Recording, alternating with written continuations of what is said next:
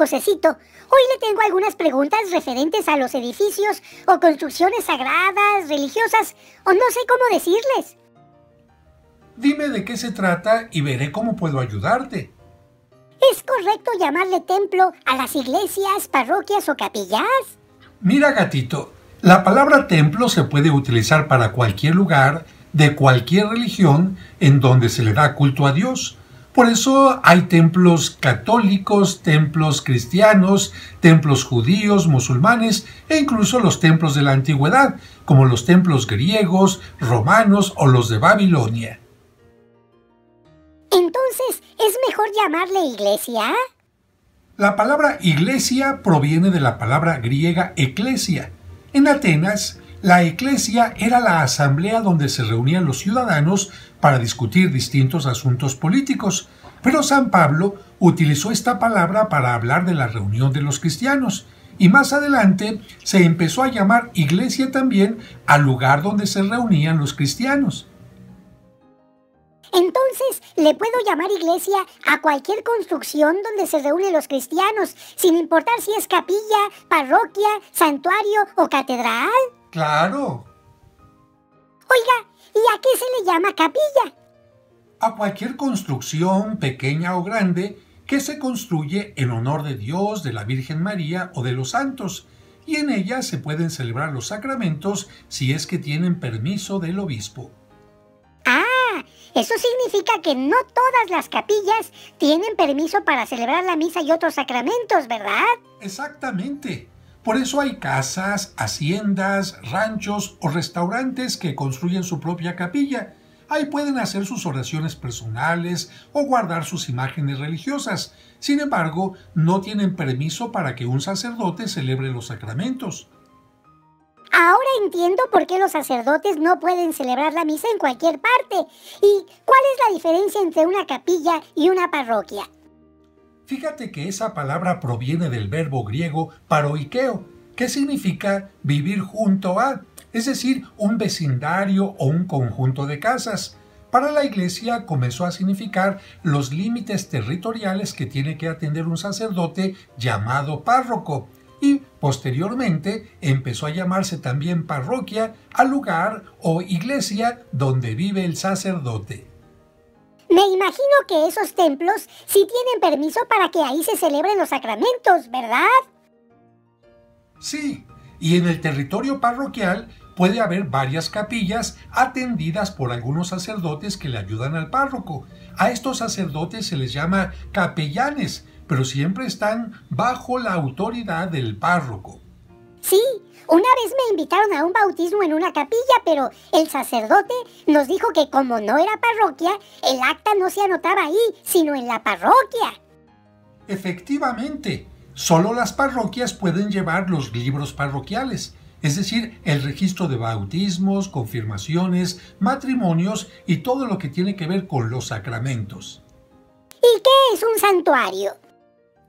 Se les llama así a los templos, capillas, parroquias o catedrales donde se venera algo muy especial. Por ejemplo, las reliquias de algún santo, el recuerdo de algún milagro o una imagen muy venerada, pero deben de tener una gran cantidad de fieles que acuden a ella diariamente. Por ejemplo, la Basílica de Guadalupe. Exactamente, ese es un santuario. También la Catedral de San Juan de los Lagos es un santuario. Entonces pueden salir nombres compuestos, ¿verdad? Un santuario puede ser basílica y otro santuario puede ser catedral. Así es. Y hablando de basílica, ¿a qué se le llama basílica? Lo primero que tienes que saber es que hay basílicas mayores y basílicas menores. ¿Por el tamaño? No. Entonces explíqueme, por favor. La palabra basílica proviene del griego basileus, que significa rey. Por lo tanto, designaba a las grandes salas reservadas para el rey. Más adelante, los romanos utilizaron esta palabra para llamar a sus salas designadas para asambleas o tribunales. Y finalmente, los cristianos llamaron basílica a las 4 basílicas mayores que construyeron en honor de San Pedro, donde está su tumba.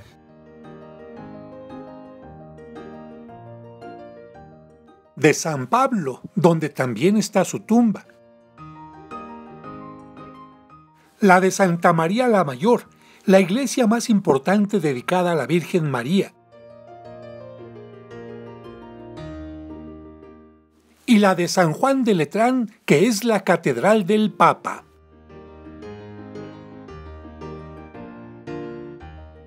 Esas son las 4 basílicas mayores. Sí, y son las únicas 4 basílicas mayores de todo el mundo. ¿Y a qué se le llama basílicas menores? ¿A construcciones más chiquitas? No, mira, cuando alguna parroquia, iglesia o catedral llega a ser muy importante por el número de fieles o por alguna otra razón, se le pide al Papa que una esta iglesia a su catedral y la convierta en algo así como su sucursal o su hermanita. Que la una a la Basílica de San Juan de Letrán, la Catedral del Papa. Sí, y si el Papa acepta, esa iglesia, templo o catedral recibe el nombre de basílica. Por eso aquí en México hay varias basílicas. Además de la Basílica de Guadalupe, tenemos la Basílica de Zapopan en Guadalajara, o la de Nuestra Señora del Roble en Monterrey, o la de los Remedios en el Estado de México. Y en esos lugares se reciben bendiciones especiales. Pues sí que estoy aprendiendo muchas cosas. Ahora ya solo me falta preguntar ¿qué es una catedral? Ese nombre proviene de la palabra latina cátedra, que significa silla.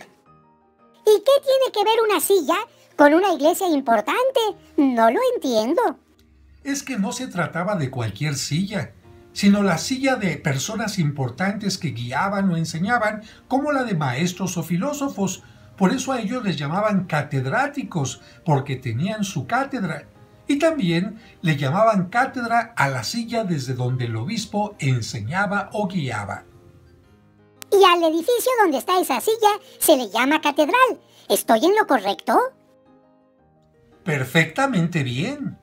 Pues usted no es obispo, pero bien que me dio cátedra del tema. ¡Ah, qué gatito!